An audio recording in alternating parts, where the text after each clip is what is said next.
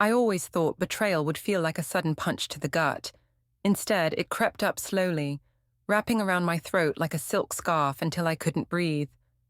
The day I caught them together, I wasn't even supposed to be home. My name is Ivy, and I was supposed to be picking out flower arrangements for my wedding. But a migraine had forced me to reschedule, and I returned to find my sister Sophie's car in our driveway. Strange, since she should have been at work. The front door was unlocked. I heard giggling from upstairs, my bedroom. My feet felt heavy as I climbed each step, my heart already knowing what my mind refused to accept. Jamie. Sophie's voice drifted through the crack in the door. We should tell her soon. I know, baby. After the wedding, okay? We'll figure it out. My hand trembled as I pushed the door open. There they were, my fiancé and my sister, tangled in my sheets. The same sheets Jamie and I had picked out together at Bed Bath & Beyond last month. Ivy, Sophie scrambled to cover herself, but Jamie just sat there, frozen. Oh God, this isn't... we were going to... Going to what? My voice sounded foreign, eerily calm. Wait until after the wedding to tell me you've been sleeping with my fiancé. Jamie finally found his voice. Ivy, please. We didn't mean for this to happen, it just... did. I laughed. Actually laughed. How long? Sophie started crying. 3 months, and I'm pregnant. The room spun. 3 months. While I'd been planning our wedding, picking out china patterns and writing my vows, they'd been planning their own future. Get out, I whispered. When neither moved, I grabbed Jamie's clothes from the floor and threw them at him. Get out! They dressed quickly, Sophie sobbing the entire time. I stood in the doorway, blocking their exit. The ring. Jamie blinked. What? The engagement ring. Give it back. He slipped it off my finger, his touch making my skin crawl. As they shuffled past me, Sophie reached for my arm. Ivy, please, we need to talk about this. I jerked away. Don't touch me, ever again. The next few days passed in a blur. My mother called constantly, leaving voicemails that grew increasingly frustrated. Ivy, you need to come home. Sophie's devastated. She needs her sister right now. I finally answered on the 4th day. She needs me. Are you serious? Sweetheart, these things happen. Sophie and Jamie. They're in love, real love, and with the baby coming. Stop, my voice cracked. Just stop. We're having a family dinner tonight, she continued as if I hadn't spoken. Everyone will be there. We need to discuss the situation like adults. I showed up against my better judgment. The dining room felt suffocating. Sophie and Jamie sitting together, my mother hovering anxiously, my father staring at his plate. We're getting married next month, Sophie announced, her hand protectively over her stomach.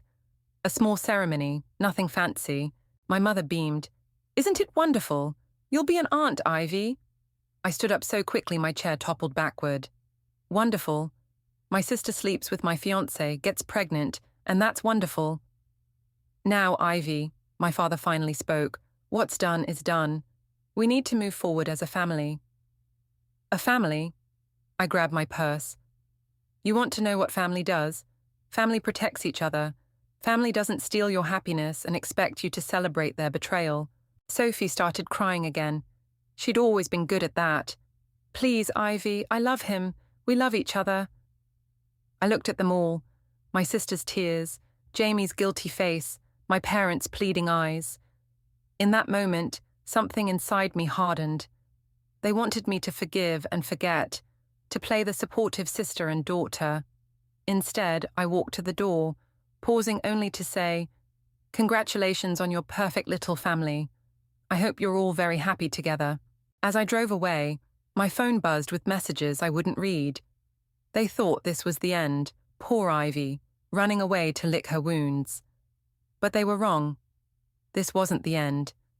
This was just the beginning. I pulled into my best friend Eric's driveway, my hand steady on the wheel for the first time in days. He opened the door before I could knock, took one look at my face, and pulled me into a hug. I need your help, I whispered against his shoulder. Anything. I want to buy a house. I pulled back to meet his confused gaze. Their dream house, specifically, and I know exactly how to do it. 6 months can change everything. I sat in Craig's office, watching him review the quarterly reports I'd prepared. My mentor's eyebrows rose higher with each page. Ivy, these numbers are exceptional. He set down the papers. You've doubled your client portfolio since spring. I smiled, thinking of the sleepless nights and endless coffee runs that had gotten me here. Thank you. I've been focused. Focused is an understatement. The board's noticed. There's talk of a promotion. My phone buzzed. Another ignored text from Sophie. I switched it to silent without looking. Speaking of focus, Craig leaned forward. How's the house hunting going? Actually, I'm closing on a property next week. I tried to keep my voice neutral. The Victorian on Maple Grove. Craig whistled. That's quite a purchase for a first-time buyer. You sure about this? More than anything. After work, I met Eric at our usual coffee shop. He was already there, laptop open, real estate documents spread across the table. The sellers accepted your offer, he said without preamble. But there's something else. Look at this. He turned his laptop toward me. On the screen was Sophie's social media post. Can't wait to start our new chapter. Dream home. Baby on the way. Below was a photo of her and Jamie in front of the same Victorian house I was about to own. They don't know, I said, sipping my coffee. They think they're getting it. Ivy. Eric ran a hand through his hair. Are you absolutely sure about this? Once you sign those papers... They're meeting the realtor tomorrow, I cut in, to make their offer. An offer they can't afford, by the way. I've seen Jamie's financials. How did you... Denise in accounting. She owed me a favor. Eric closed his laptop. You've thought of everything, haven't you? Almost. I pulled out my phone, showing him the invitation I'd just received. Sophie's having a housewarming party next month, for a house she doesn't own yet. My phone rang. My mother this time. I declined the call. They're going to hate you for this, Eric said quietly. They already do. They just pretend they don't. The next week passed in a blur of signatures and legal documents. I sat in my lawyer's office, pen hovering over the final paper. Once you sign, she said, the house is yours. All renovations and modifications will be at your discretion. I signed. Walking out, I bumped into Denise from work. Hey, I was just heading to your office. Did you hear about Sophie and Jamie? My stomach tightened. What about them? Their loan application was denied. They're devastated. Sophie's been crying all over Facebook about losing their dream home. I forced a sympathetic frown. That's terrible. I know, and with the baby coming... Denise lowered her voice. Your mom called the office looking for you. Said Sophie really needs her sister right now. I'm sure she does. Back at my desk, I opened my email to find the contractor's quote for renovations. The amount would barely dent my savings. Unlike Sophie and Jamie, I'd been smart with my money. My phone lit up with a text from Eliana. Family dinner tonight. Please come. They're announcing the baby's gender. I typed back, can't. Working late. You can't avoid them forever, she replied. Watch me. That evening, I stood in front of my new house. My house. The porch needed work, the paint was peeling, but it was mine. All mine. Eric pulled up in his car. Thought I'd find you here. Just imagining the possibilities. I turned to him. Want to see inside? We walked through empty rooms that echoed with our footsteps. Sophie and Jamie had planned their whole future here. The nursery upstairs, the kitchen remodel, the garden parties. When are you telling them? Eric asked. Soon. I walked to the bay window, the one Sophie had gushed about on social media. They're having a girl, you know, found out today. Ivy. Don't. I pressed my hand against the cool glass. Don't make me feel guilty about this. They didn't feel guilty about what they did to me. My phone buzzed again. This time I looked. It was Sophie's housewarming invitation, sent to the entire family group chat. Join us in celebrating our new home. Can't wait to share this special moment with everyone we love. Eric read over my shoulder. She still doesn't know. No. I smiled, remembering the renovation schedule I'd just approved. But she will. Very soon. I took one last look around what would have been their dream home. In 30 days, the contractors would arrive. In 31 days, Sophie and Jamie would realize exactly what they'd lost. And I would be there to watch it all unfold. "You're different lately," Denise said, studying me over lunch. "Calmer, almost scary calm." I stirred my salad, watching lettuce leaves swirl like tiny green boats. "I'm just focused on work." "Please, you're plotting something." She leaned closer. "Spill."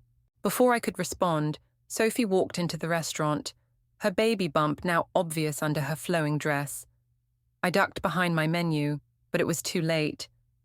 "Ivy," she waddled over, Jamie trailing behind her. "I've been trying to reach you for weeks." "I've been busy." I kept my voice light, professional. The restaurant was full of my colleagues. "Congratulations on the gender reveal." "You'd know more if you'd come to family dinners." Sophie pulled up a chair uninvited. "We miss you." Jamie stood awkwardly beside her. "Hey, Ivy." I ignored him, gathering my things. "Sorry, I have a meeting." "Wait." Sophie grabbed my arm. "The housewarming party. You're coming, right? We found another house, even better than the Victorian. Everything happens for a reason, you know." I met her eyes. "Does it?" "Of course, like me and Jamie. Sometimes the universe knows better than we do." Denise choked on her water. "The universe." I stood up. "Right. Well, I wouldn't miss your housewarming for anything." Outside, Denise caught up with me. "Okay, what was that? You looked like you were about to either cry or commit murder." "Neither." I checked my phone, an email from the contractors confirming next week's start date. "I'm just giving the universe a little help." Back at the office, Eric was waiting by my desk. "Emergency best friend meeting. Now." He dragged me to the stairwell, our usual spot for private conversations. "I just overheard Jamie on the phone. He's in trouble, Ivy.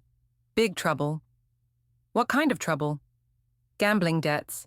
He's been betting on sports games, losing big. That's why they couldn't get the house loan." I leaned against the wall. "Does Sophie know?" "No. He's telling everyone they chose a different house because it's better for the baby." Eric ran a hand through his hair. "This changes things, right?" "Changes what?" "Your plan. I mean, they're already suffering. Maybe that's enough."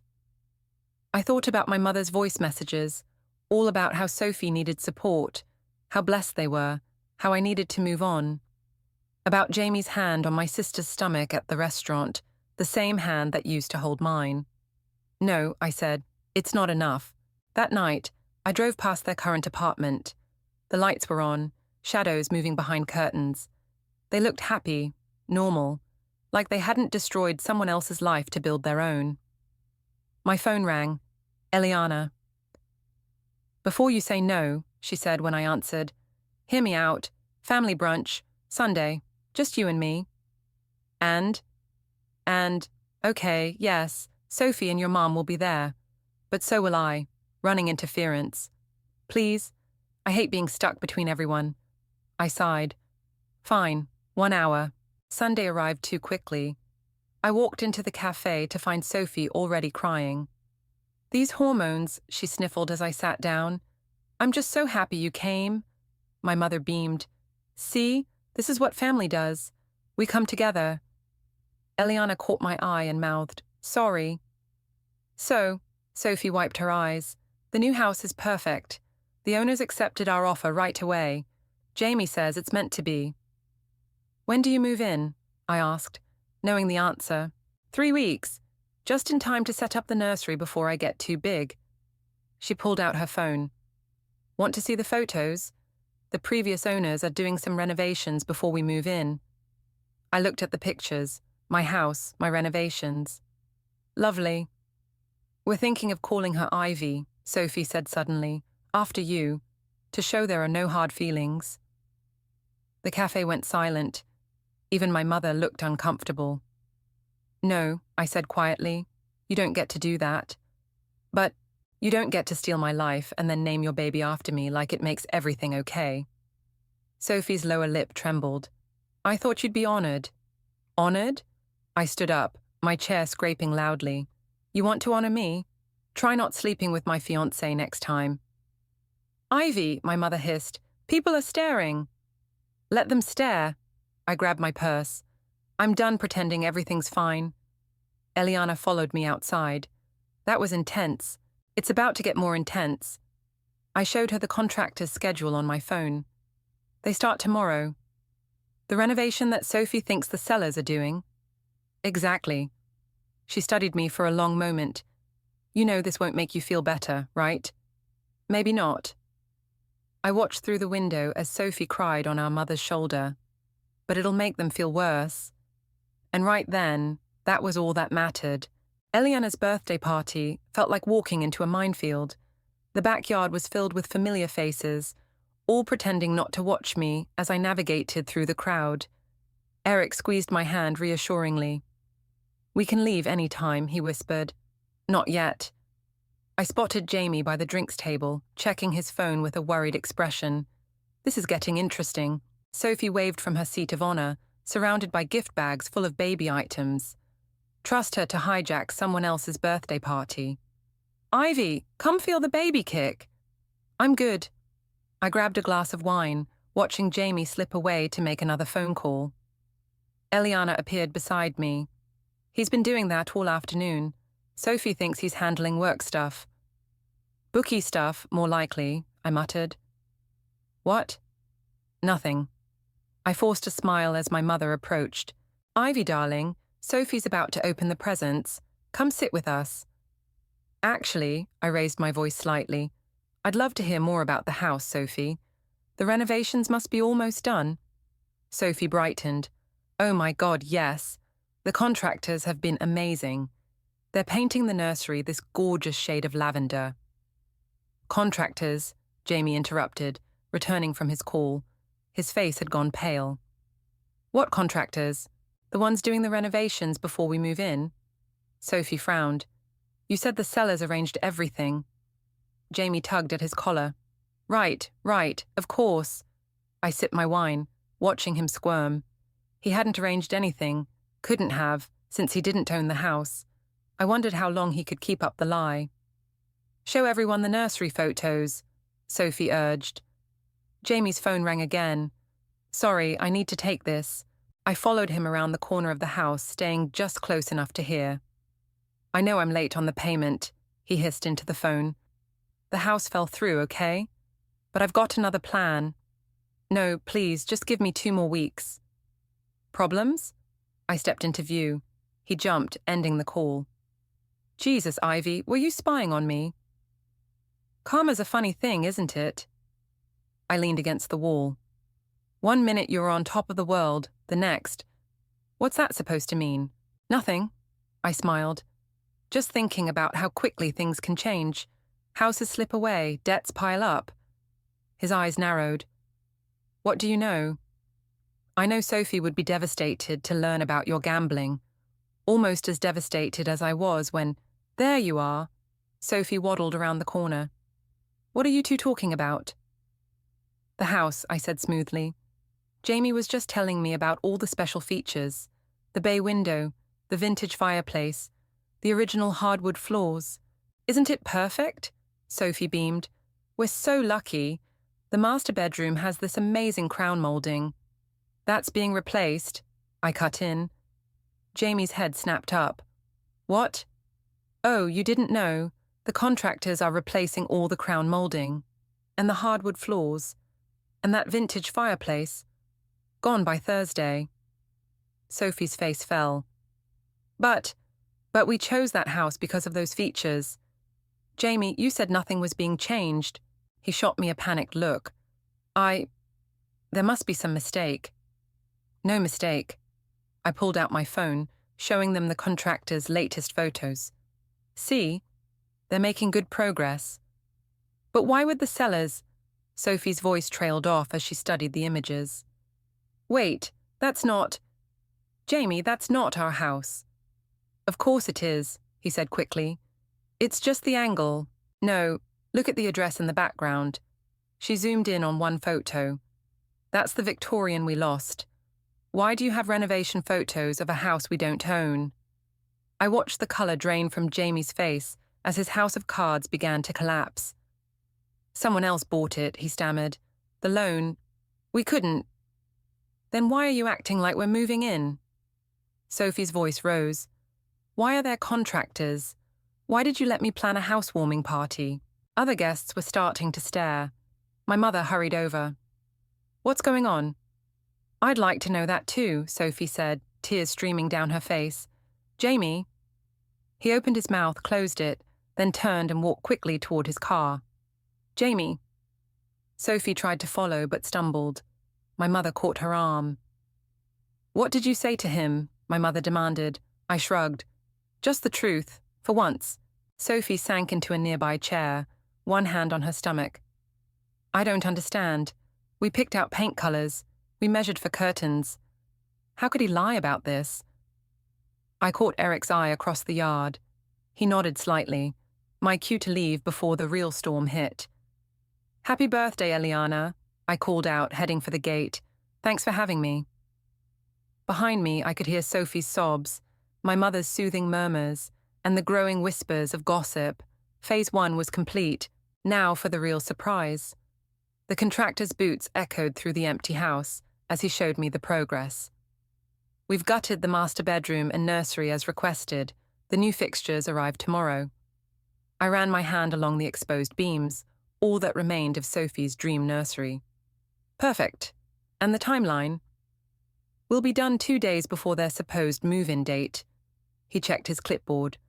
Though I still don't understand why we're renovating exactly what they wanted to keep. Sometimes people don't know what they really want, I said, stepping over a pile of vintage crown molding. Until it's gone. My phone buzzed, Eliana calling. I answered on speaker while examining paint samples. Sophie's a mess, she said without preamble. Jamie finally came clean about the gambling. She's staying with your parents. How much does he owe? Enough that they're selling her engagement ring, the one he gave her after, I selected a deep charcoal for the master bedroom. Sophie hated dark colours. Karma's working overtime. This isn't funny, Ivy. She's pregnant and homeless. She's not homeless. She's at Mum and Dad's, probably being told how none of this is her fault. A crash from upstairs made me jump. The contractor shouted down, Sorry, just removing that built-in bookcase. Where are you? Eliana asked suspiciously. Working late. I hung up before she could ask more questions. The next morning, I arrived at work to find Denise waiting at my desk. You will not believe what I just heard. Try me. Jamie's been embezzling from the company. Small amounts, but it adds up. He thought he could gamble it back before anyone noticed. I set down my coffee. How much? Enough for prison time. She leaned closer. He's cleaning out his desk right now. I walked to the break room, timing it perfectly to refill my cup as Jamie packed his personal items into a cardboard box. Our eyes met across the room. Happy now? He asked quietly. Not yet. I know you're behind this somehow. He stepped closer. The house, the contractors, the audit that caught the missing money. Prove it. His hands clenched around his box. I loved you once, No, I corrected him. You loved what I could give you. Stability, status, a future. Then Sophie offered something more exciting. She needed me. And now, I gestured at his box. Does she still need you? An unemployed gambling addict with possible prison time. Security arrived before he could respond, escorting him out. I watched from my window as he loaded his box into his car, then pulled out my phone to check the contractor's latest update. The Victorian was transforming daily. Gone were the vintage details Sophie had swooned over, replaced by modern fixtures and stark colours. The garden she'd planned to plant was now a concrete patio. Eric texted, Saw Jamie being escorted out. You okay? Better than okay, I replied. Coming to see the house later. Someone should witness your descent into supervillainy. That evening, Eric walked through the renovation with me, shaking his head at each change. You're really going scorched earth with this. They wanted their dream home. I showed him the plans for the industrial-style kitchen, replacing Sophie's hoped-for farmhouse design. Dreams change. Speaking of changes, he pulled out his phone, showing me Sophie's latest social media post. A tearful announcement about postponing the housewarming due to unforeseen circumstances. Unforeseen, I scoffed. She should have seen everything coming the moment she decided to sleep with my fiancé. And what about your parents? They're caught in the crossfire. I remembered my mother's voice messages, all about supporting Sophie, understanding Sophie, forgiving Sophie. They chose their side. My phone lit up with a text from an unknown number. It was Jamie. Please, she's pregnant. Just tell me who bought the house. We can work something out. Still taking calls from your ex? Eric peered over my shoulder. Not for long. I blocked the number, then opened my email to approve the final renovation changes. You know, Eric said carefully, there's still time to stop this. Sell the house, take the profit, start fresh somewhere else. I walked to the bay window, the last original feature left.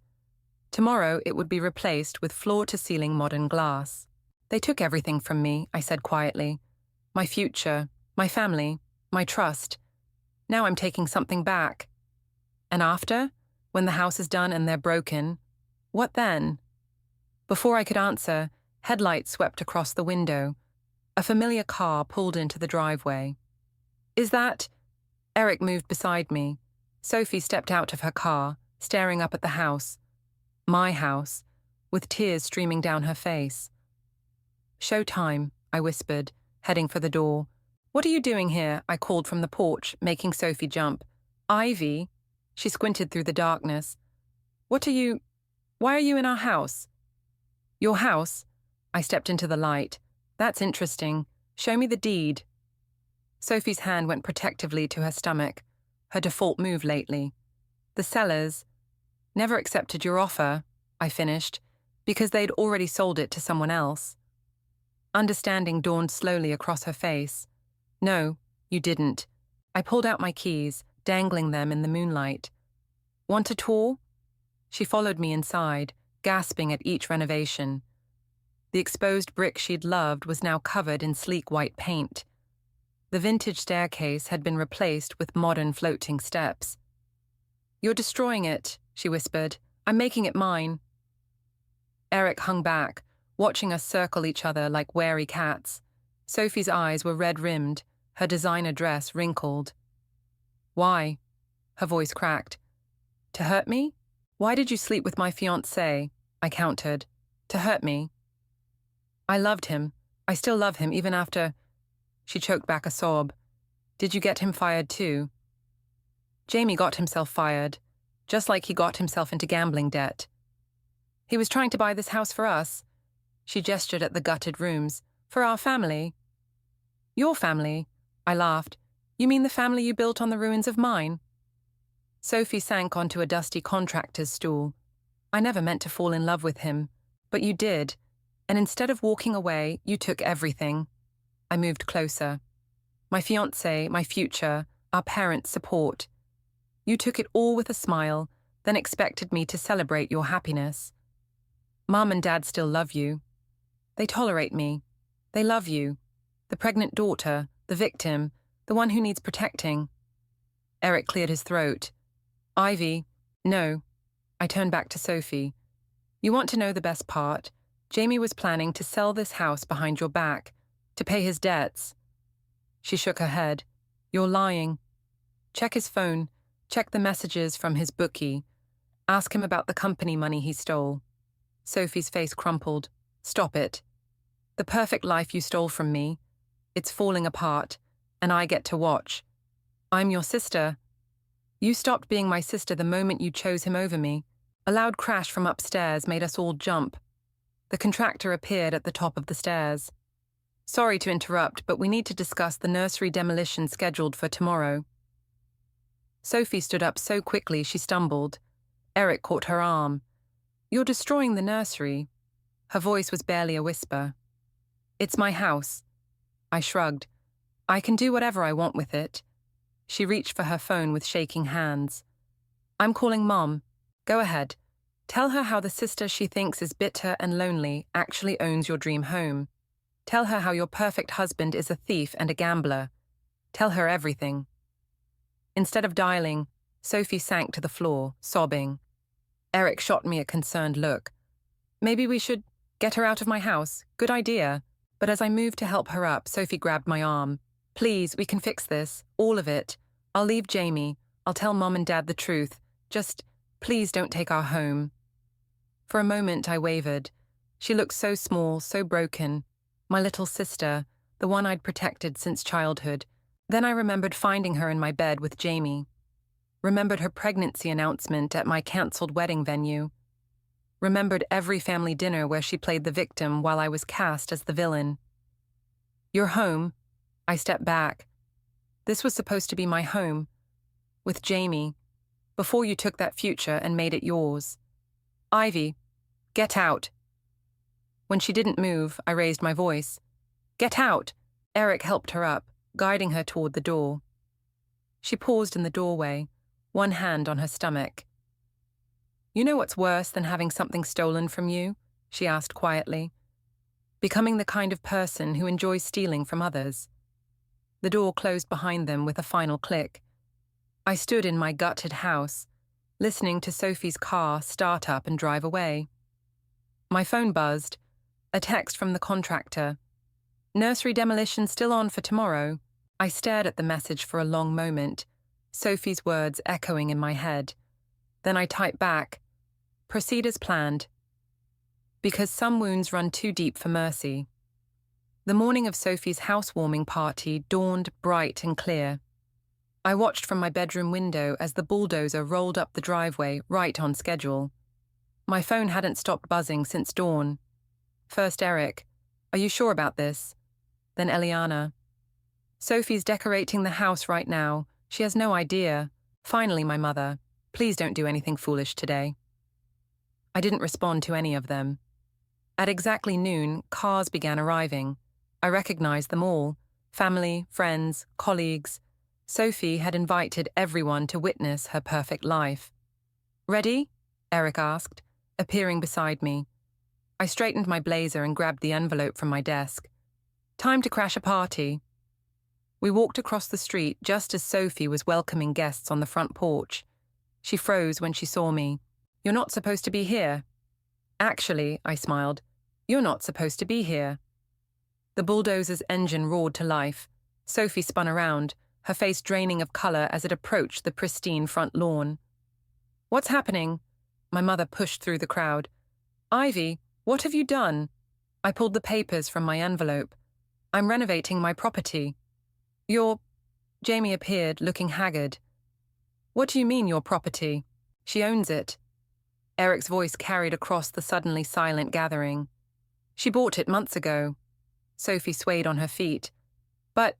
But we signed the papers yesterday. The realtor—" "Show me." I held out my hand. "Show me these papers." Jamie stepped forward. "I have them right here." "No," Sophie interrupted. "You said you had them, but I never saw them. I never actually signed anything, did I?" The bulldozer inched closer to the freshly planted garden. "Jamie," Sophie's voice rose, "did you lie about the papers too?" He backed away. "I can explain." "Explain what?" I pulled out another document. "The gambling debts? The embezzlement? Or how you plan to sell this house, my house, to pay it all off?" Gasps rippled through the crowd. My mother pressed a hand to her chest. "That's not true," she whispered. "Jamie would never—" "Check his phone," I suggested. "Or better yet, ask his bookie." "He's right there." I pointed to a man hovering at the edge of the gathering, who quickly turned and hurried away. Jamie lunged for his car, but Eric blocked his path. "Running again?" "You did this," Jamie snarled at me. "You set me up." "No." I handed the eviction notice to Sophie. "You did this to yourself, just like you did this to her." Sophie stared at the paper, tears splashing onto the legal text. "All those renovations, You knew, the whole time. I bought this house the day after you announced your pregnancy. I turned to address the stunned crowd. The day I learned my sister and ex-fiancé had been sleeping together for months. Ivy, my mother stepped forward. This is cruel. Cruel, I laughed.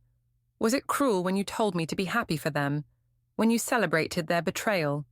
When you made me the villain for not forgiving them? The bulldozer's blade touched the first flower bed. Sophie screamed, "Stop it, please!" Why should I? I moved closer. You didn't stop when I begged you to, when I asked why my sister would do this to me. I'm sorry. She fell to her knees, sobbing. I'm so sorry, Ivy. Please don't destroy our home. It was never your home, I signaled the bulldozer driver. It was my future you destroyed. Now I'm just returning the favor. Jamie tried to run again, but 2 men in suits blocked his path. James Fletcher. One flashed a badge. We need to discuss some financial discrepancies at your former workplace. As they led Jamie away, Sophie crumpled the eviction notice in her fists. Where are we supposed to go? That's not my problem. I turned to leave, then paused. Oh, and Sophie, don't name your baby after me. She deserves better than that. The crowd parted as I walked away, whispers following in my wake. I heard my mother calling my name, heard Sophie's sobs, heard the bulldozer's engine growling. Eric caught up with me at the sidewalk. Well, that was justified. I was going to say intense. He glanced back at the chaos we'd left behind. Feel better? I watched as my family's perfect facade crumbled, just like the house would soon crumble. Sophie being led away by our parents, Jamie in custody, the party guests fleeing the scene. Ask me tomorrow, I said, and walked away from the ruins of both our dreams. Behind me, the bulldozer began its work. The demolition dust had barely settled when Eliana found me sitting on my front porch, watching the sun set behind the partially destroyed Victorian. Everyone's looking for you, she said, settling beside me. Let them look. She handed me a cup of coffee. Jamie's being held without bail. Sophie's at the hospital. Stress triggered early contractions. The coffee burned my tongue, but I welcomed the pain. It felt real, grounding. Did you know, I said, that I used to imagine my whole life in this house? Sunday dinners, Christmas mornings, kids running up and down those stairs. And now? Now I'm going to sell it, as is. I gestured at the demolished garden, the exposed beams, the chaos I'd created. Let someone else build something new from the wreckage. My phone lit up, my mother calling again. This time I answered. Where are you? She demanded. Home. This isn't funny, Ivy. Your sister needs you. No, I said quietly. She doesn't, and neither do you. I hung up as Eric's car pulled into the driveway. He carried a box of my old photos, the ones I'd left at my parents' house. Your mum dropped these off at my place, he said. Think she was hoping to find you there. I pulled out a photo, Sophie and me as kids, matching Halloween costumes. We used to be inseparable. People change. No, I crumpled the photo. People reveal who they really are. Eliana's phone buzzed. She read the message, then looked at me carefully. Sophie lost the baby. The words hung in the air like the demolition dust. I waited to feel satisfaction, victory, something. Instead, I felt hollow. Ivy, Eric touched my arm. Talk to us. I wanted them to hurt like I hurt. I stared at the ruined house. But this isn't what I wanted. What did you want? I don't know anymore. Headlights swept across the lawn as another car approached. Sophie stepped out, looking pale and small in her hospital gown. You shouldn't be here, Eliana started, but Sophie held up a hand. I need to say something. I stood, facing my sister across the debris-strewn yard. She looked at the destruction around us, then back at me. I deserved this, she said softly. All of it. I destroyed your life because I was jealous. You had everything. The perfect fiancé, the perfect future. I wanted to prove I could take it all away. Sophie, let me finish. She wrapped her arms around herself. I told myself it was love, that Jamie and I were meant to be. But really, I just wanted to win. To be the sister everyone chose for once. They always chose you. No. She shook her head. They needed to take care of me because I was a mess. But you were the strong one, the successful one, the one they were proud of. I looked at the house, really looked at it, the demolished parts, the renovations, the ruins I'd created to make them suffer. I became exactly what they thought I was, I whispered, bitter, vengeful, cruel. We both did. Sophie wiped her eyes. I lost everything today. Jamie, the baby, our parents' trust. But the worst part, I lost you long before that, the day I decided my jealousy was more important than my sister. Eric and Eliana backed away, giving us space. In the growing darkness, Sophie and I stood among the ruins of both our lives. I can't forgive you, I said finally. I know. But I don't want to hate you anymore. She nodded, tears streaming down her face. What happens now? I looked at the bulldozer, still waiting for tomorrow's demolition, at the house that had become a monument to revenge rather than healing. Now, I said, we both start over, separately. Will you ever talk to me again? Maybe. Someday. When it doesn't hurt to look at you. She turned to leave, then paused. For what it's worth, I'm sorry. Not because I got caught, or because everything fell apart, but because I broke something that can never be fixed. I watched her drive away, then turned to Eric and Eliana. Call the contractor. Tell him to stop the demolition. You're keeping the house? Eric asked. No. I took one last look at the Victorian, my dream home, my instrument of revenge, my prison of bitterness. I'm going to restore it, not for Sophie, not for revenge, but for me. Then I'm selling it and moving somewhere new. Running away? Eliana asked. No. I smiled, feeling lighter than I had in months. Moving forward, because sometimes the best revenge isn't destruction, it's rebuilding yourself from the ruins others left behind.